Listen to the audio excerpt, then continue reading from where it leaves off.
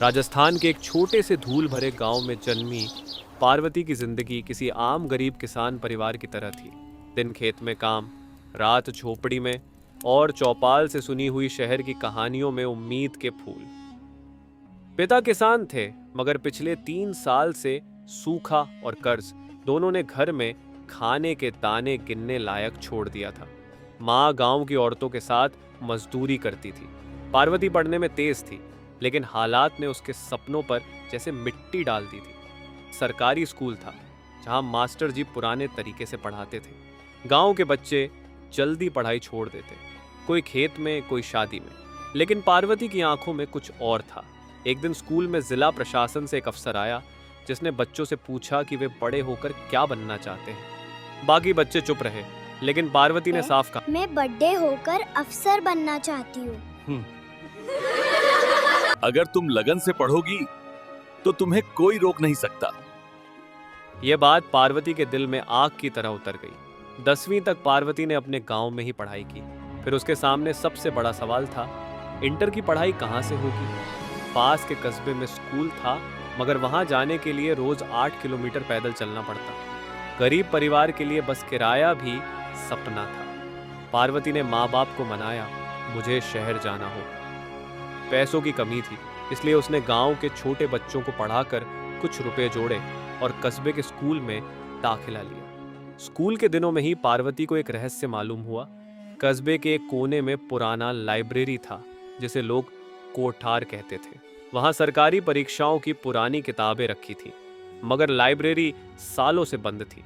चाबी चाचा रामेश्वर के पास थी, जो गांव में बुजुर्ग पोस्ट मास्टर थे। पार्वती ने रामेश्वर चाचा से चाबी मांगी, लेकिन उन्होंने मना कर दिया। ये किताबें बेकार हैं बेटा, कोई इन्हें नहीं पढ़ता। उसी रात पार्वती ने लाइब्रेरी तक जाने का फैसला किया। एक मुश्किल भरी रात में वह खिड़की तोड़कर अंदर चली गई। अंदर धूल में लिपटी किताबें और पुरानी अखबारें थीं। वहां उसे एक मोटी फाइल मिली, जिले की टॉप नौकरी, जिला कलेक्टर की तैयारी की गाइड। ये वही चीज थी जो सालों से किसी के हाथ नहीं लगी थी। संघर्ष का मैदान पार्वती ने अपने आप से तय किया। ये फाइल ही उसकी जिंदगी बदलेगी। दिन में वह स्कूल जाती, शाम को बच्चों को ट्यूशन देती और रात में फाइल के नोट्स पढ़ती।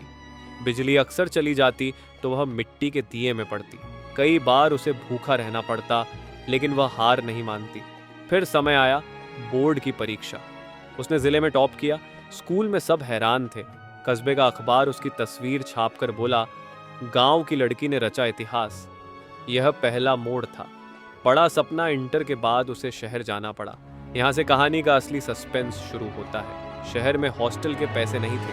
पार्वती ने एक बाजार में सिलाई का काम पकड़ा और रात में पढ़ाई जारी रखी। लेकिन शहर में उसकी मुलाकात हुई एक लड़की रिया से, जो भी उसी नौकरी की तैयारी कर रही थी। रिया अमीर घर से थी और ट्यूशन के सबसे महंगे नोट्स खरीदती। पार्वती और रिया की आपस में दोस्ती हुई, लेकिन रिया हमेशा पार्वती को कहती, तू क्यों इतना सपना देख रही है, यह परीक्षा गरीबों के बस की नहीं। पार्वती ने इस बात को अपने दिल में धंसने नहीं दिया। परीक्षा के ठीक 1 महीने पहले उसके कमरे में चोरी हो। किताबें, नोट्स सब गायब। यह कोई आम चोरी नहीं थी। पार्वती को शक हुआ कि रिया ने ही उसकी तैयारी को खत्म करने के लिए यह किया है, क्योंकि उसी शाम उसने रिया को उसके कमरे के पास देखा था, लेकिन सबूत नहीं थे।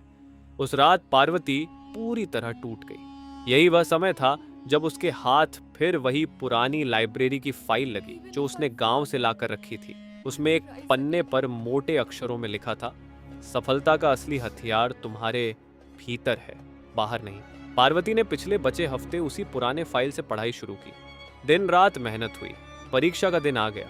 वह घबराई हुई थी, लेकिन उसके अंदर एक अजीब सुकून था, जैसे जो होगा अच्छा होगा। परीक्षा का परिणाम आया तो पूरे जिले में हलचल मच गई। पार्वती ने जिले में पहला स्थान प्राप्त किया था। अखबारों में सुर्खी थी, गांव की बेटी बनी जिले की कलेक्टर। अफसर वही था जिसने बचपन में उससे पूछा था और अब उसकी नियुक्ति पत्र पर हस्ताक्षर कर रहा था। पर असली सस्पेंस तब खुला जब पता चला कि चोरी करने वाली कोई रिया नहीं, बल्कि शहर के कोचिंग मालिक थे, जिन्हें डर था कि यह लड़की बिना कोचिंग के सफल होकर बाकी गरीब बच्चों को प्रेरित कर देगी। उन्होंने ही उसके कमरे से नोट्स चुराकर फेंक दिए थे। पार्वती ने यह सच सबके सामने लाते हुए कहा, गरीबी रुकावट नहीं ताकत है, बस हिम्मत कभी टूटनी नहीं चाहिए।